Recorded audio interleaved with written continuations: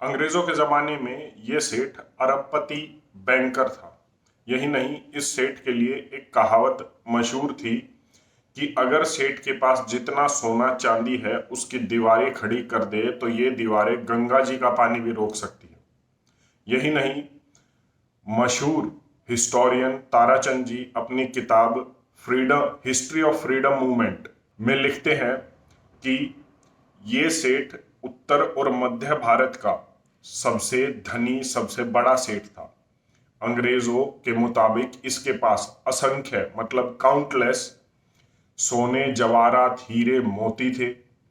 लेकिन बाद में कुछ ऐसा हुआ कि जो ब्रिटिशर्स इस सेठ से खुद पैसा उधार मांगते थे, उन्होंने इस सेठ की मौत को भी दूसरों के लिए एक सबक बना दिया।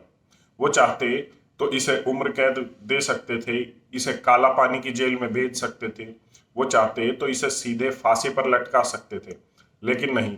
पहले उन्होंने शिकारी कुत्तों से इनके शरीर को नुचवाया और उसके बाद अधमरे शरीर को फांसी पर लटका दिया। मुझे विश्वास है कि आपको इस सेठ का नाम भी नहीं पता होगा और इस इतिहास के, आजादी के इस पन्ने पर आप आज तक नहीं पहुंच पाए होंगे।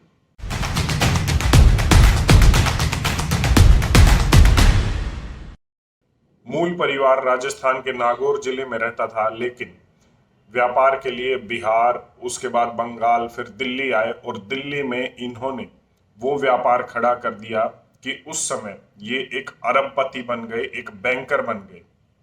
यही नहीं, इन्होंने दिल्ली में पहली कपड़े की मिल की स्थापना भी की थी। ये थे सेठ रामदास गुडवाले। सेठ रामदास गुडवाले दिल्ली के बादशाह के करीबी बन चुके थे।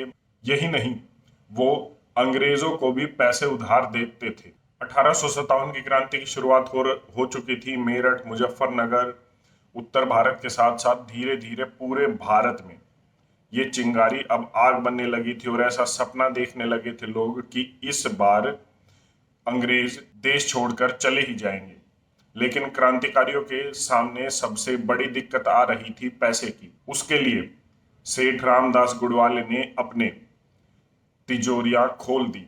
अथाह पैसा जो उनके पास था वो उन्होंने क्रांतिकारियों के लिए खोल दिया और क्रांतिकारियों को बल मिलने लग गया, दिल्ली पर कब्जा स्थापित होने लग गया। आसपास के क्षेत्रों से भी अंग्रेज भागने लगे और वो क्षेत्र भी देश के लोगों के कब्जे में आने लग गए। फिर उसके बाद जब अंग्रेजों को समझ में आ गया कि अगर उन्हें दिल्ली पे शासन दोबारा लाना है और अगर इन क्षेत्रों को नहीं खोना है तो उन्हें सिर्फ एक व्यक्ति को मारना है। वो जैसे तैसे करके ढूंढने लगे कि किस तरीके से सेठ रामदास गुडवाले को पकड़ा जा सकता है।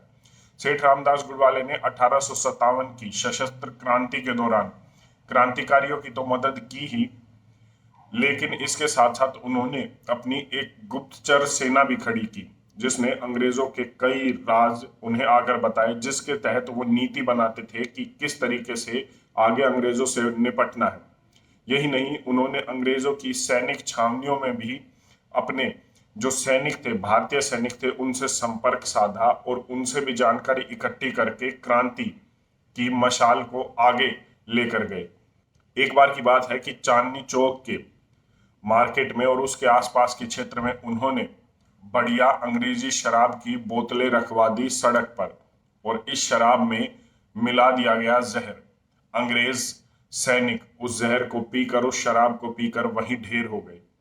अब ये अति हो चुकी थी अंग्रेजों के लिए और उन्हें समझ में नहीं आ रहा था कि इससे कैसे निपटा जाए। इसके बाद रामदास गुडवाले जी को धोखे से गिरफ्तार किया जाता है और उन्हें चांदनी चौक में बीच चौराहे पर बांध दिया जाता है। शिकारी कुत्ते उन पर छोड़े जाते हैं। जब उनका शरीर अधमरा हो जाता है तो उनके शरीर को चांदनी चौक की कोतवाली में सड़क पर ही फांसी दे दी जाती है। लेकिन आपको कहीं पर भी सेठ रामदास गुडवाले का नाम या उनके बारे में कुछ पढ़ने को नहीं मिलेगा। सोच कर देखिए, अगर आपके पास इतना पैसा हो, अथाह पैसा हो कि आप इस समय राजा को या दूसरे देशों को पैसा उधार देते हो, तो क्या आप ऐसी किसी क्रांति में भाग लेंगे जिससे आपकी जान पर बनाए या फिर सरकार आपको उठाकर जेल में डाल दे या फिर इस तरीके की मौत दे। सभी कंफर्ट जोन में जीते हैं, लेकिन अगर ये कंफर्ट जोन हमारे पूर्वजों ने देखी होती, सेठ रामदास गुडवाले जी जैसे लोगों ने देखी होती, तो शायद आज आप आजाद हवा में सांस नहीं ले रहे होते। ये वो अध्याय पन्ने हैं, जो अनसुने पन्ने हैं इतिहास के, जिन्हें इतिहास से मिटाया गया है, ताकि आप सिर्फ और सिर्फ गलत इतिहास पढ़े और वो इतिहास पढ़े जो वो लोग आपको पढ़ाना चाहते हैं। इतिहास के अनसुने पन्नों के लिए अनटोल्ड हिस्ट्री ऑफ इंडिया नाम प्लेलिस्ट जो हमारे चैनल पर, उस पर जाएं। धन्यवाद। जय।